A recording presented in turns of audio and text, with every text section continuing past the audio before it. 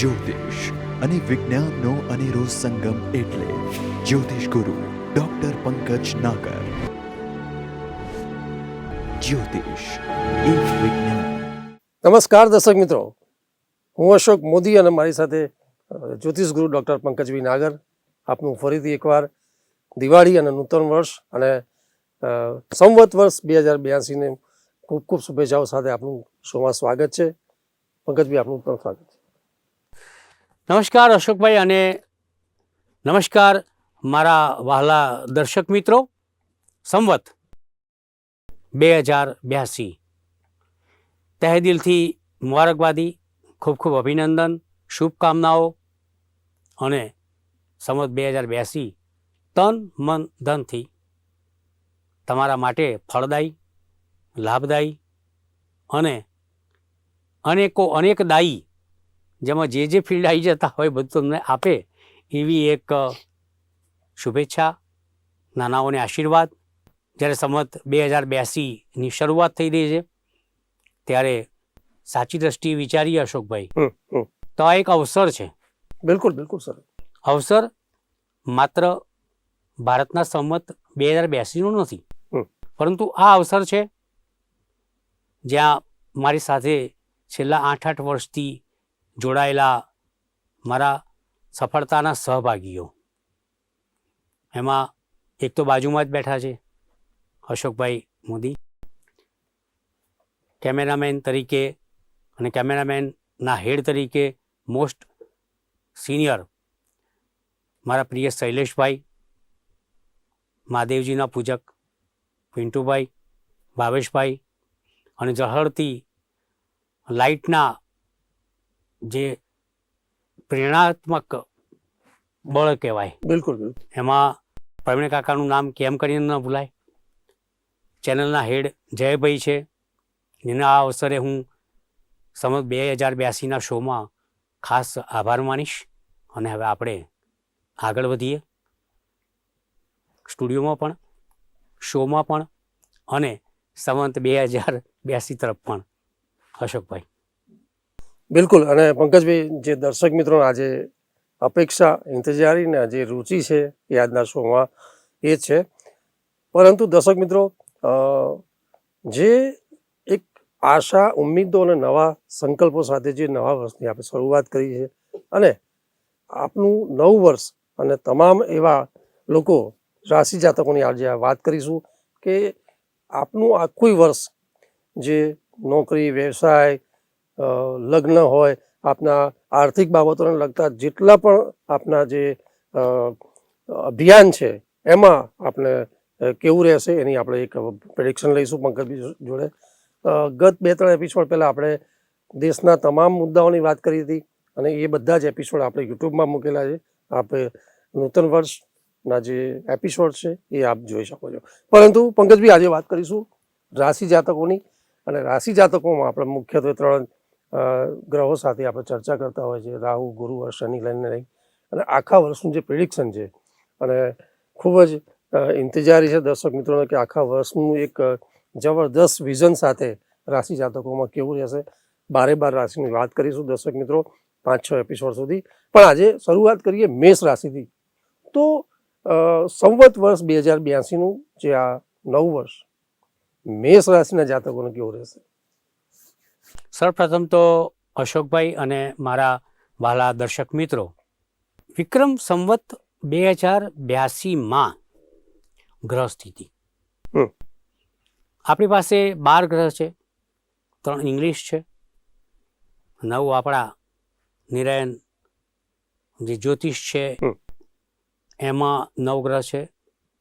અને આ 9 ગ્રહની ગતિવિધિ સંવત 2082ની અંદર ક્યાં ને કેવી છે, કઈ રાશિમાં સ્થિત છે, કઈ રાશિથી એ જમ્પ મારીને બીજી રાશિમાં જશે,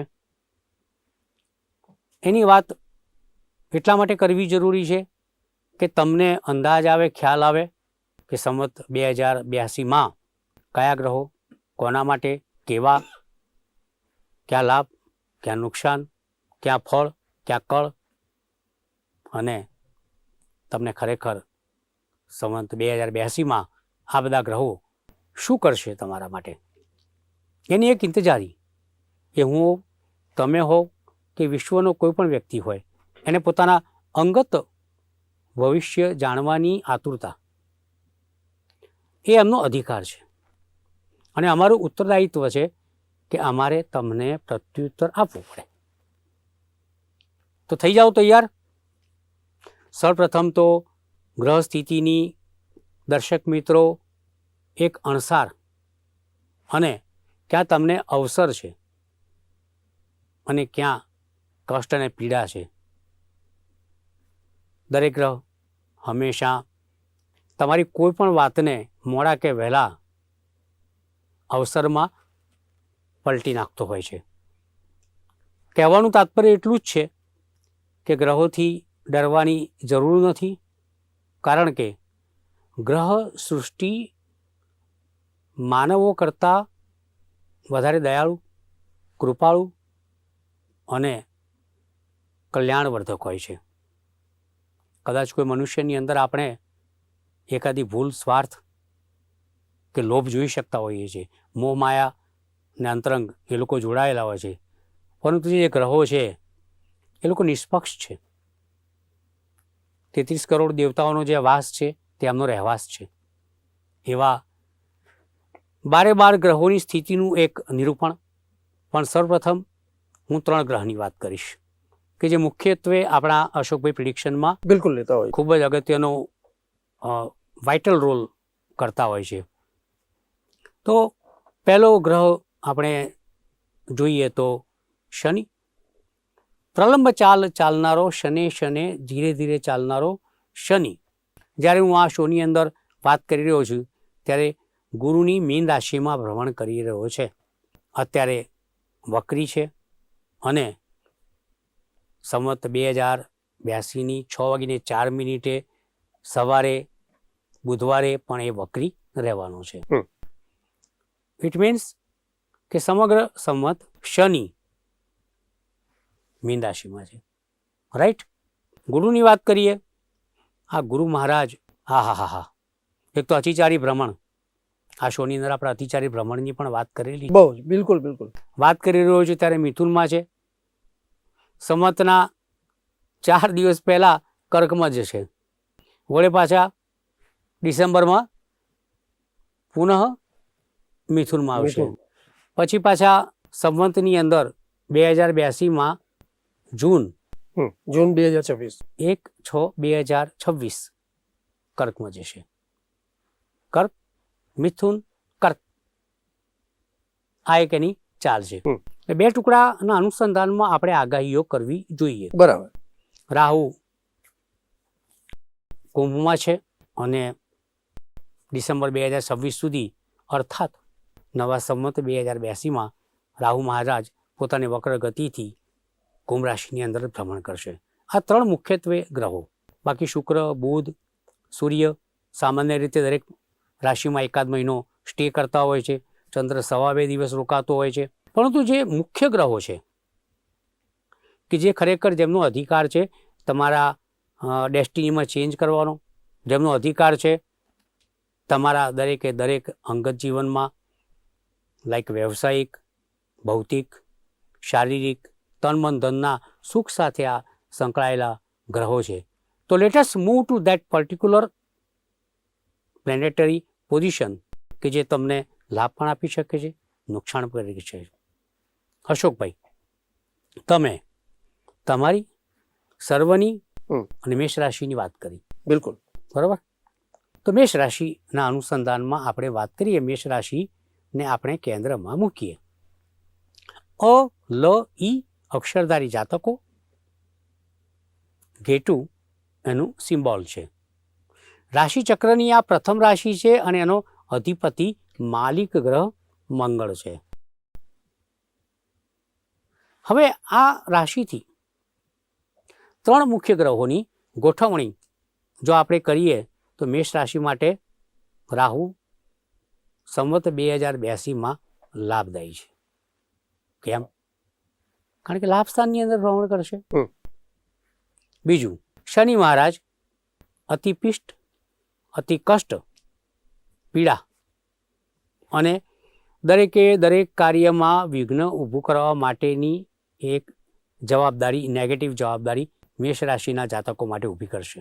કારણ કે મીનમાં છે, મેષ રાશિથી મીનનો શનિ 12મે આવશે. 7.5 પનોતીની શરૂઆત તો થઈ જ ગઈ છે. એટલે મેષ રાશિના જાતકોએ શનિથી કોઈ મોટી આશા રાખવાની નથી. બલકે ખોટો ખર્ચ, ક્યાંક ક્યાંક બીમારીનો ભય. જો ખોટું કર્મ કરતા હોવ તો શનિ કર્મવાદી ન્યાયાધીશ છે. જેલ યાત્રા, જીએસટી, ઇન્કમટેક્સ, ઈડી, કોઈને કોઈ ત્રાટકે. શનિનું કામ આ રહેશે. સમગ્ર સંવતની અંદર શનિની હેરાનગતિ આ પ્રમાણે રહેશે. શનિ ક્યારેક ખોટા ખર્ચ પણ તમને કરાવશે. શનિ ક્યારેક તમને એવી યુગામાં નાખશે કે you won't be able to take the right judgment. ગૂંચ અને ગૂંચવાડાના જો કોઈ રસ્તા ઉપર ચાલવાનું હોય અને કોઈ ચલાવનાર હોય તો સંવત 2082માં મેષ રાશિ માટે શનિ એક કપરો રસ્તો તૈયાર કરશે. It's a tough task and tough road where you can't drive properly. તો એ મૂળ કામ શનિનું રહેશે. રાહુની વાત કરીએ આપણે. રાહુ મેષ રાશિના જાતકો તમારા માટે ફળદાયી, લાભદાયી, અણધાર્યો લાભ, સખત લાભ, સ્ત્રી મિત્રો દ્વારા લાભ, સ્ત્રી મિત્રો દ્વારા તમારા નેમ ફેમમાં વધારો, મોટાભાઈથી લાભ, લોટરીથી લાભ, શેરબજારથી લાભ, સટ્ટાથી લાભ. આ કોણ આપશે? રાહુ આપશે. કેમ આપશે? કારણ કે મેષ રાશિના જાતકો તમારી રાશિથી રાહુનું ભ્રમણ લાભ સ્થાને છે. હવે coming to the point of ગુરુ મિત્રો તમારી રાશિથી નવા સંવત 2082માં ચતુર્થ સ્થાનમાં ભ્રમણ કરશે. કારણ કે કર્કનો થઈ જશે. બિલકુલ. વળી પાછી 5 ડિસેમ્બર આવશે એટલે મિથુનમાં જશે. પાછો જૂન આવશે 26નો એટલે કર્કમાં જશે. એટલે થોડુંક મેષ રાશિના જાતકો માટે ગુરુ ક્યાંક આગી પાછી કરે છે. ચોક્કસપણે કહીશ કે ચોથો ગુરુ પારાશરના મતે, ચોથો ગુરુ ભૃગુના મતે, કલ્યાણ વર્માની દ્રષ્ટિએ, મંત્રેશ્વરની દ્રષ્ટિએ, કશ્યપની દ્રષ્ટિએ મને અયોગ્ય લાગે છે. મધ્યમ ફળ આપે. બિલકુલ. એટલે માંડ તમે કંઈક વાહનનું કામ કરવા માગતા હો, મકાન નવું લેવું હોય ને પછી ચોથો ગુરુ થાય એટલે ગુરુસ્થાન કરો હાનિ, ભ્રમણ એનું એવું શરૂ થાય પાછું કંઈક બ્રેક મારે. પણ વળી પાછું મેષ રાશિના જાતકો માટે 5 ડિસેમ્બર પછી એની ચાલ એવી થઈ છે કે તમે આહા ક્યાં બાત હે, જબરજસ્ત, બહુ મજા આવી જશે. એટલે ગુરુનું બાયફર્કેશન આપણે કરીએ તો મેષ રાશિના જાતકોએ ગુરુની દ્રષ્ટિ અને એની ચાલમાં તમારે 22 ઓક્ટોબરથી 5 ડિસેમ્બર સંભાળવાનું છે. વળી પાછું 5 ડિસેમ્બરથી 1/6/2026 સુધી લાભ છે. વળી પાછું સંવતના એન્ડ સુધી ક્યાંક ચોથો મધ્યમ ગુરુ આવતો હોય દુર્ઘટનાઓ ઊભી કરી શકે છે. પરંતુ મેષ રાશિના જાતકોને વિનંતી કરીશ, શનિથી ચેતવાનું છે, ગુરુને મેનેજ કરવાનો છે અને રાહુનો લાભ લેવાનો છે. ગુરુને મેનેજ કેવી રીતના કરવાનો છે કે જ્યારે તમારી રાશિથી ત્રીજો હોય નવા સંવતની અંદર એટલે 5 ડિસેમ્બરથી 1/6/2026 દરમિયાન ત્યારે તમારો મકાન, વાહન, હાર્ટ સર્જરીના કોઈ કામ, માતાથી મળનારો લાભ, જમીનોની લેણદેણ, સુખના દિવસો તમારા માટે આવશે.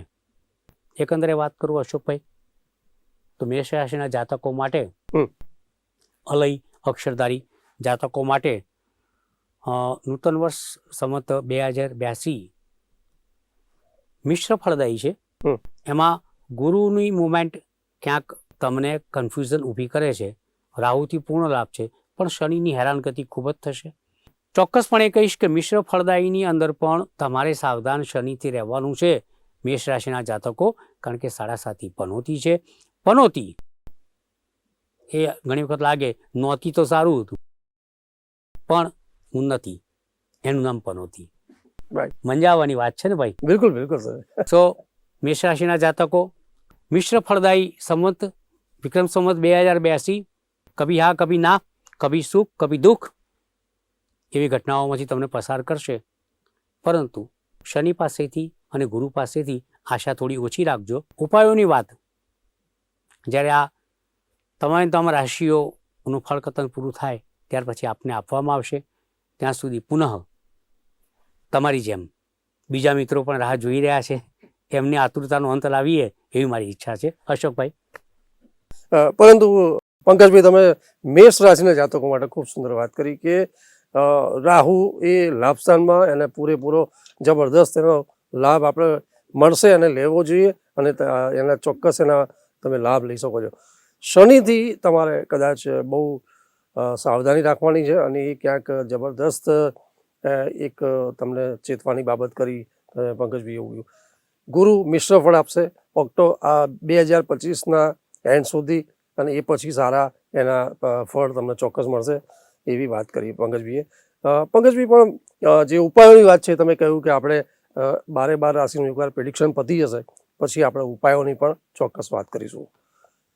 પંકજભાઈ, સંવત વર્ષ 2082માં જ્યારે આપણે આખા વર્ષનું એક વર્ષફળની વાત કરી રહ્યા છે, ત્યારે વૃષભ રાશિના જાતકોની વાત કરીએ તો વૃષભ રાશિના જાતકો વર્ષફળ જે સંવત 2082નું છે એમાં એ લોકોને કેવું છે ગુરુ, રાહુ અને શનિને લઈને? તો વૃષભ રાશિ, રાશિ નંબર 2, આખલો ઓક્સ એનું સિમ્બોલ છે.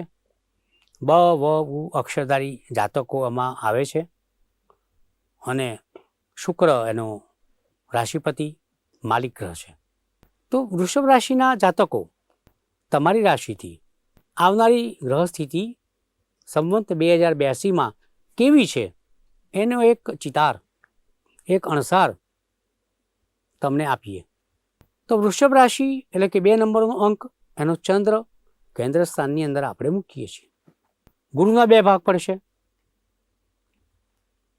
ગુરુને તમે કન્સિડર કરો તો 22 ઓક્ટોબરથી એ તમારા 3જા સ્થાનની અંદર ભ્રમણ કરશે, સારો છે. પુનઃ 5મી ડિસેમ્બરથી એ તમારા 2જા સ્થાનમાં ભ્રમણ કરશે, સારો છે. પુનઃ 1/6/2026થી તમારા 3જા સ્થાનમાં ભ્રમણ કરશે, સારો છે. Passport, visa, permanent residency PR, green card, વિદેશના કામ બહુ જ સંતોષપૂર્વક તમારા પૂરા થશે.